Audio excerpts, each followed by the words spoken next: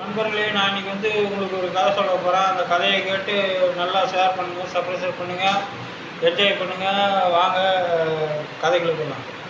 ஒரு ஊர், அந்த ஊரில் மழையே இல்லை.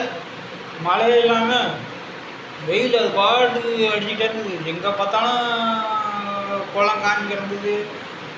இருந்தாலும் அந்த ஊருக்கு ஒரு சாமியார் வந்தார். அவர் நான் ஒரு பிரார்த்தனை கூட்டம் நடத்த போகிறேன். அந்த பிரார்த்தனை கூட்டத்துக்கு நீங்கள் நம்பிக்கையோடு வரணும், வந்தால் மழை பெய்யும் அப்படின்ட்டு.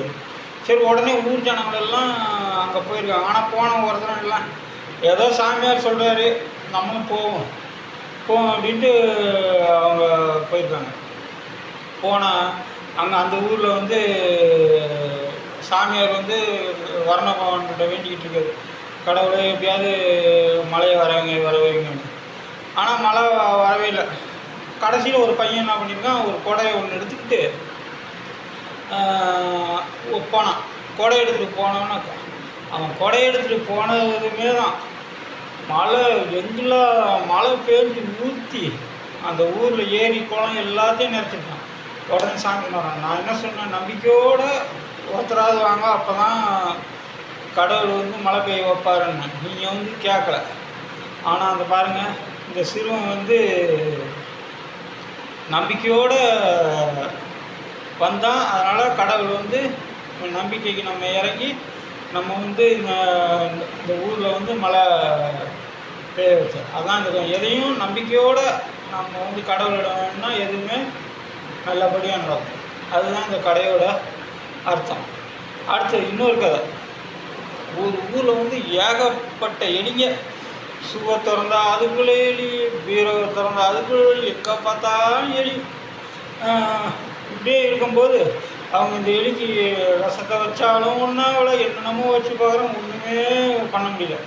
அந்த நேரத்தில் அந்த ஊருக்குள்ளே ஒரு பிபி ஊரம் வந்தான். பிபி ஊரம் வந்தோன்னா அவன் நான் இந்த எலிகள் எல்லாத்தையும் கொண்டு போய் ஏரிக்குள்ளே தள்ளி கொண்டுடுறேன். நீங்கள் எனக்கு வீட்டுக்கு ஒரு பொண்ணு தங்க நான் தரணும் அப்படின்னு. உடனே அவனும் அப்போதைக்கு சரின்ட்டாங்க.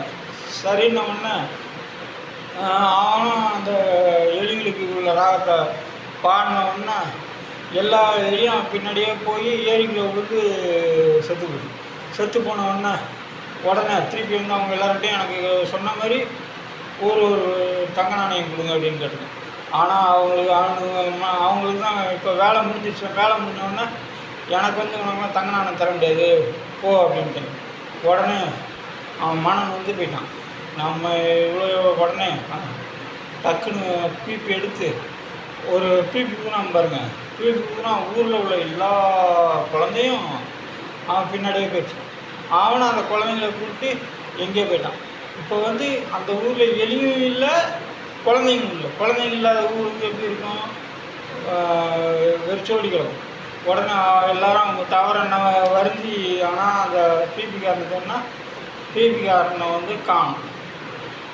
அப்புறம் இதுலேருந்து என்ன, இந்த கதையிலேருந்து என்ன தெரியுது, நம்ம எப்போயுமே ஒருத்தவங்களுக்கு ஒரு வாக்கு கொடுத்தோம்னா அதை நிறைவேற்றணும், இல்லைன்னா இன்னும் சொல்லக்கூடாது. இதுதான் இந்த கதையோட அர்த்தம். நன்றி, வணக்கம்.